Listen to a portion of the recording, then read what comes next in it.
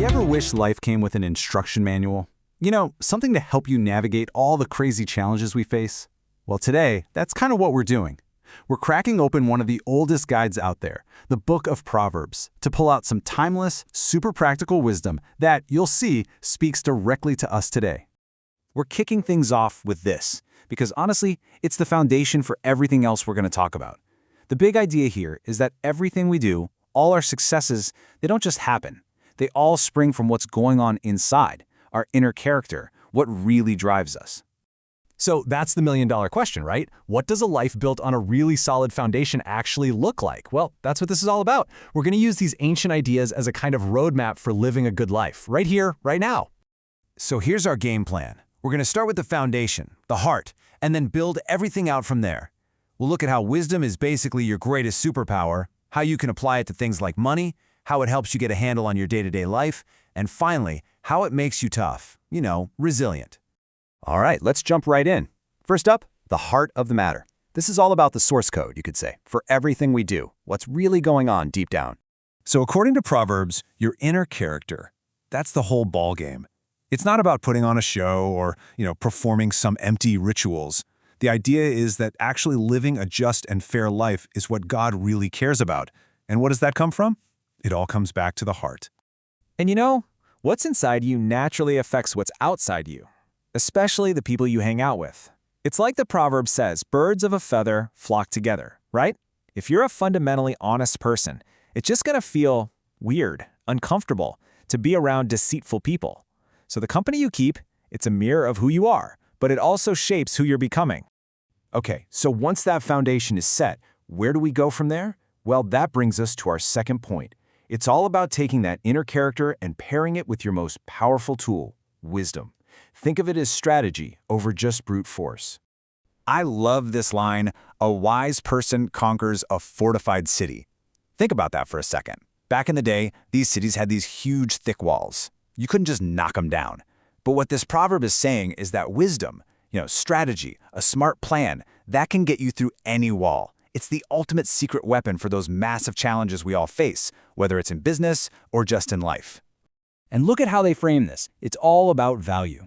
Wisdom is something you should buy. You should be willing to invest your time, your energy, whatever it takes to get it. It's like a prized possession. But here's the kicker. You never, ever sell it. Once you have it, it's priceless. You guard it because you can't put a price tag on it. Okay, let's get super practical. How does all this wisdom apply to something like money, our finances? And it's not just about how to get rich. It's about understanding the difference between fleeting riches and what has real, lasting value. And this comparison just nails it, doesn't it? On one hand, you've got the stuff that lasts, a good name, having people's respect, humility. That's true wealth. And then on the other hand, you've got actual money. And I love the image here. It sprouts wings and flies away like an eagle. It can literally be gone in an instant. Whew, the borrower becomes a slave to the lender. Now that is a heavy-duty warning. And it's not just some old-fashioned saying either.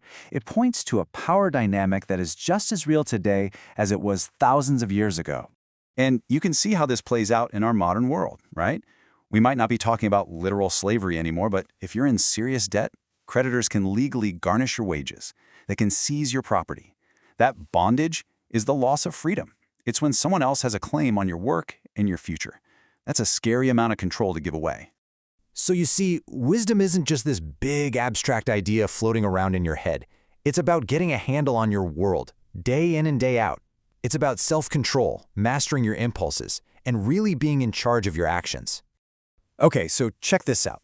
We can take the old proverb about dining with a ruler and turn it into a strategy for any high-stakes meeting today. Picture it. You're at a big business dinner or a negotiation. The advice is, don't just focus on the food, on the surface-level stuff. Pay attention to who's at the table. Control your own appetites and always be aware that there might be something else going on. The offer might not be what it seems. It's about seeing the whole board, not just the piece in front of you. And of course, wisdom is all about balance. It's not a one-sided thing. So yeah, Proverbs has a lot to say about laziness and how it leads to poverty, but it also warns against the other extreme, becoming a total workaholic. The idea is that we were designed for a rhythm of work and rest. If you neglect that rest, you're not just burning yourself out, you can actually damage the deeper parts of your life. Both extremes, they're a trap. All right, last section, let's talk about what happens when things go sideways. Because let's be real, no matter how wise you are, life is going to knock you down sometimes. So, what does this ancient guide have to say about bouncing back, about being resilient? So the proverb starts like this: "The righteous may fall 7 times, but they rise again." And that's it. That's the secret sauce. It's not about never falling down. That's impossible. Everyone stumbles.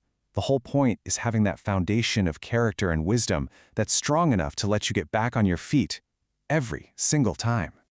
I think this last quote just wraps it all up perfectly. Wisdom is like honey. It's not just some medicine that's good for you. It's sweet, it's satisfying, it literally nourishes your soul. And maybe most importantly, it gives you real, solid hope for the future. So, as we wrap this up, the big question isn't just, hey, what did I learn? The real question is, what am I going to do with it? We've talked about everything from building your inner character to getting a handle on your world. Think of it as a blueprint. So, which piece of this wisdom will you use to build your future on? What's the first stone you're going to lay?